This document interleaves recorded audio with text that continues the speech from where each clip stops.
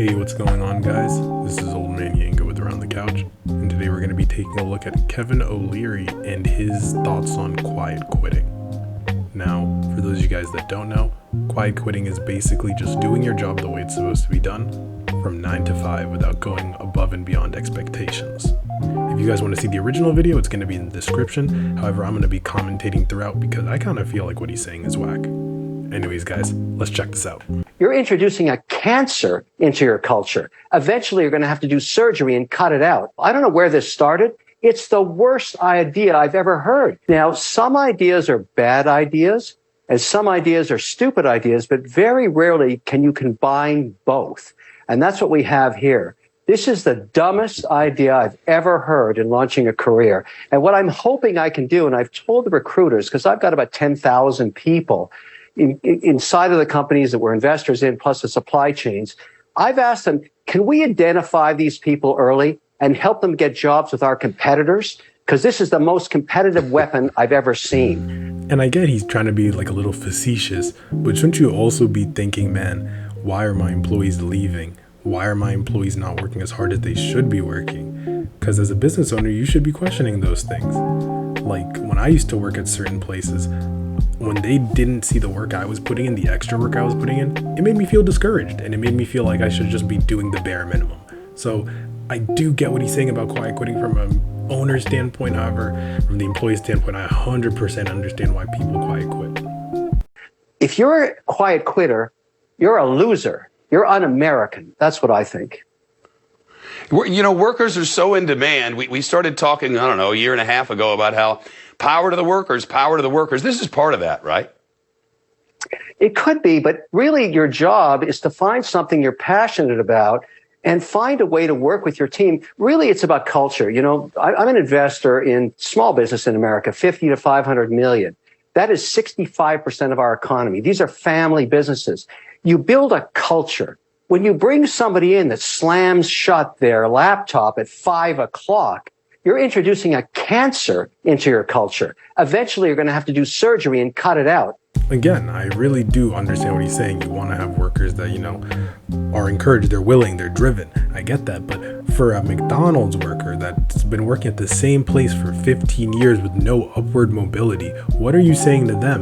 That they should work an hour extra because maybe, just maybe, they'll become a manager? They've been waiting 15 years. That's not going to happen. Let them live their lives.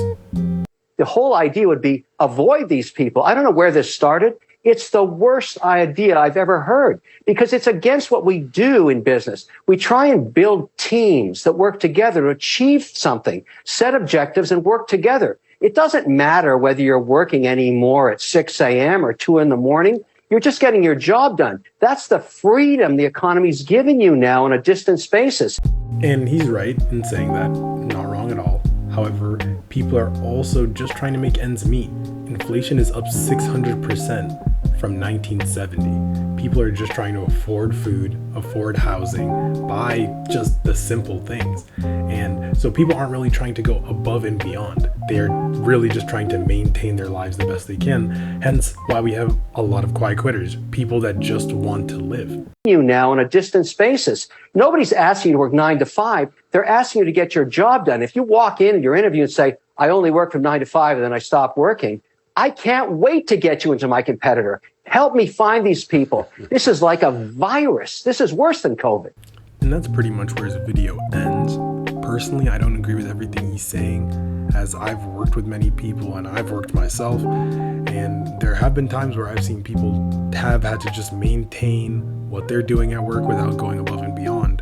Maybe because they hold 2 jobs, maybe because something's wrong in their lives and they can only maintain that. We don't know the circumstances people go through in life. Hence, I feel like it's almost kind of disingenuous to just be saying you should always be working 100%. There's no reason why. It's killing workplace culture. I don't think that's the case, necessarily. But what do you guys think?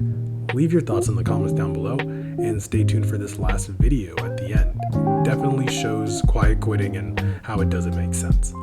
Anyways, guys, this is OldManYango with Around the Couch, and I will see you guys in the next one. Peace. Hey, so they want us to talk about quiet quitting. Quiet quitting. What's quiet quitting? So quiet quitting is when you go to work, but you don't put any extra effort in, you don't go above and beyond, and you don't take on additional assignments. Isn't that just like doing your job?